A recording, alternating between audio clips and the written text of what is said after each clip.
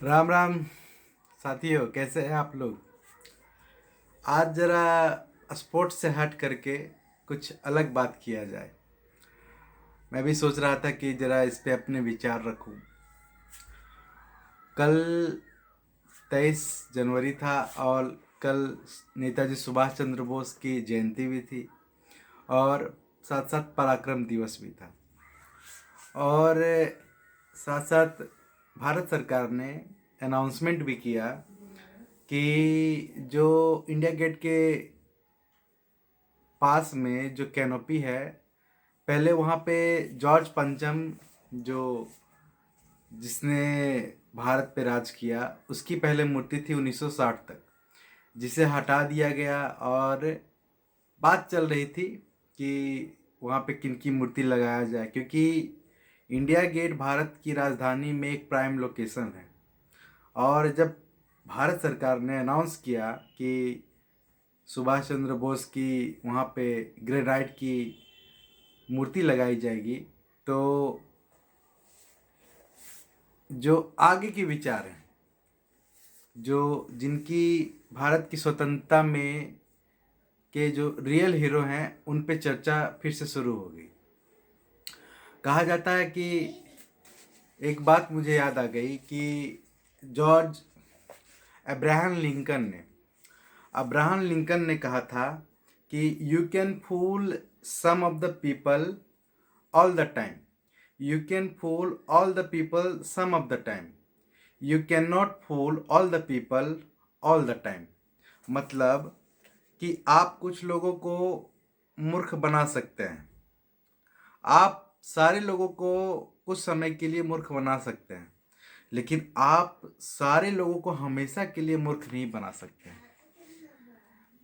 ये विचार यहाँ पे एकदम सटीक बैठता है कि हम जो 21वीं सदी के जो युवा हैं, उन्हें हमारे इतिहास में जो स्वतंत्रता में जो जिनका योगदान था, हमें गलत ढंग से पढ़ाया गया, हमारे इतिहास को भी गलत ढंग से पढ़ाया गया।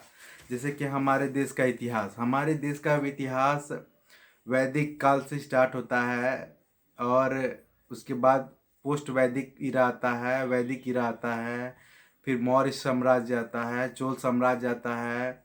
ऐसे ऐसे महाराजा, एक लड़ाकू राजा आए जिस कॉस्ट ऑफ फुकान जो थे, आसाम के एक महारथी थे, कि जिन्होंने अपने जीवन में एक भी बार युद्ध नहीं हारा। लेकिन हमारे इतिहास में पढ़ाया जाता है, हमारे गोल्डन इतिहास को नहीं पढ़ाया जाता, हमारे सिर्फ मुगल से स्टार्ट करके अंग्रेज तक ही ख़त्म कर दिया जाता है।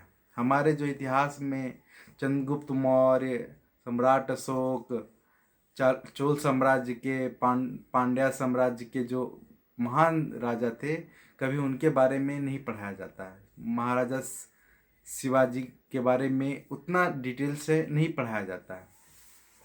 चलिए, ये बात अब उठ ही रहा है, लेकिन आज बात करते हैं नेताजी सुभाष चंद्र बोस के ही बारे में। कहा जाता है कि नेताजी सुभाष चंद्र बोस के योगदान को इस भारत के स्वतंत्रता संग्राम में दबा दिया गया। कि नेताजी सुभाष चंद्र बोस की जो सेना थी, आज़ाद हिंद फौज सेना, वो उस समय कहा जाता है कि जब आपके देश की स्वतंत्रता की बात हो तो किसी से भी सहायता लेना गलत नहीं है।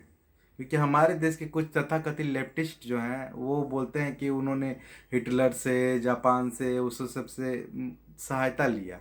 ऐसे फिर वो अंग्रेज को सही ठहराते कि अंग्रेज ने हमें रेलवे दिया, ये दिया, लेकिन ये नहीं कभी बताते हैं कि अंग्रेज ने ट्रिलियंस ऑफ डॉलर्स का मतलब के जो धन था उसको लूटा और अपने देश को माला माल किया। और यहाँ पे मासाकार, बलात्कार, भूखमरी, इस तरह की स्थिति में छोड़ दिए गए कि देश का बंटवारा करके छोड़ दिए गए। कि कहा जाता है कि उनके बाद भी कुछ चमचे उनके यहाँ पे छोड़ गए। और ये भी कहा जाता है कि जब इस देश का जब सेकेंड वर्ल्ड वार चल रहा था, तो उस समय अंग्रेज़ों की हालात फाइनेंशियली रूप से बहुत कमज़ोर हो गए थे, और उस समय आज़ाद हिंद फौज भी जापान की तरफ से लड़ रही थी। कोहिमा में उनसे लड़ाई चल रहा था। आज़ाद हिंद फौज ने उन में कहा जाता है कि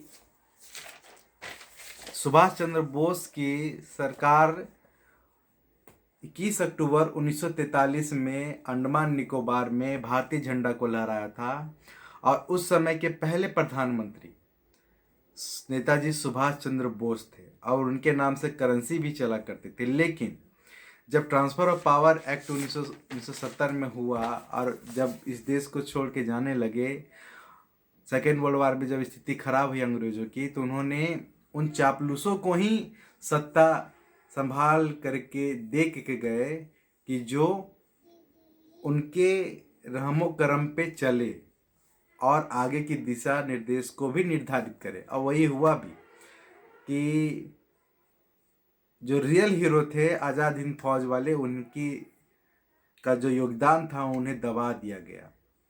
और जब कहा जाता है, ये एक फेमस इतिहास में जब मैं इंटरनेट पर सर्च कर रहा था तो मैं पढ़ रहा था कि उस समय के प्राइम मिनिस्टर ब्रिटेन के लॉर्ड क्रिक टेकले, उस समय वेस्ट बंगाल के गवर्नर जस्टिस पीवी चक्रवर्ती थे। तो जब जस्टिस पीवी चक्रवर्ती ने उनसे पूछा कि आप इस तरह से एकाएक power transfer of power act में साइन करके आप इस तरह से अपने जो वफादार थे उनको दे करके जा रहे हैं, तो उन्होंने जवाब दिया कि मैं जब जो हमारी सेना है आज़ाद हिंद फौज के कारण वो विद्रोह पे उतर आई है, और उस विद्रोह के कारण हम जल्द से जल्द ऐसे लोगों को जो सत्ता दे करके जाना चाहते हैं कि जो हमारी महिमा मंडन करे, और हमें हमारे जो जब इस देश को जब तोड़ के हम जाए तो हमारे पे वो ब्लेम ना आए। और वही हुआ भी। जब उनसे ये दूसरी बार पूछा गया कि इसमें महात्मा गांधी का फिर क्या योगदान है, तो उन्होंने हंसते हुए बोला कि महात्मा गांधी का योगदान मिनिमल था, मतलब कुछ ना के बराबर था। तो बोले कि ये अहिंसा, बिना खड़ग बिना ढाल, ये फिर ये क्या था। वो बोला था वो तो हमारे इस शासन व्यवस्था में वो हमारे लिए सहयोग था, क्योंकि जब 1942 में जब क्विट इंडिया मूवमेंट चल रहा था, तो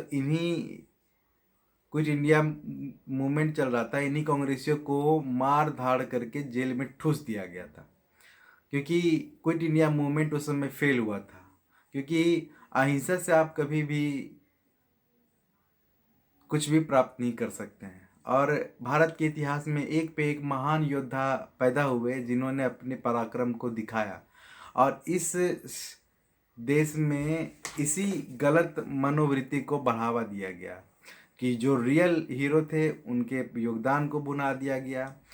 इस देश में स्यूडो सेकुलरिज्म का एक पैजामा पढ़ा दिया गया कि जो मेजॉरिटी हैं उन्हें सेकुलर बन के रहना है, और जो सो कॉल्ड माइनॉरिटी हैं उन्हें उनके धर्म के लिए छूट दे दिया गया, ताकि वो कुछ भी गुंडागर्दी कर सकते हैं। इसलिए आज तक इस गलत इतिहास में आज तक संविधान में कहा जाता है कि सब इक्वल हैं, बराबर हैं, लेकिन ऐसा सिर्फ लिखा हुआ है, बराबर आप नहीं है।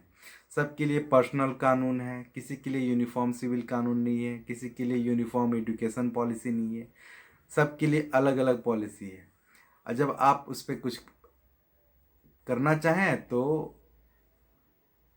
क्वेश्चन मार्क उठ जाता है। चलिए, ये तो हमें अच्छा लगा कि आज इस समय में सुभाष चंद्र बोस को जो सम्मान दिया जा रहा है वो आने वाले समय भी दिया जाएगा। और जब ग्रेनाइट की मूर्ति जब वहाँ स्थापित होगी तो एक बहुत ही अति उत्तर कार्य होगा। चलिए, हमारा एनालिसिस आपको कैसा लगा आप हमें ज़रूर बताएं, और हमारे चैनल को लाइक सब्सक्राइब ज़रूर करें। धन्यवाद।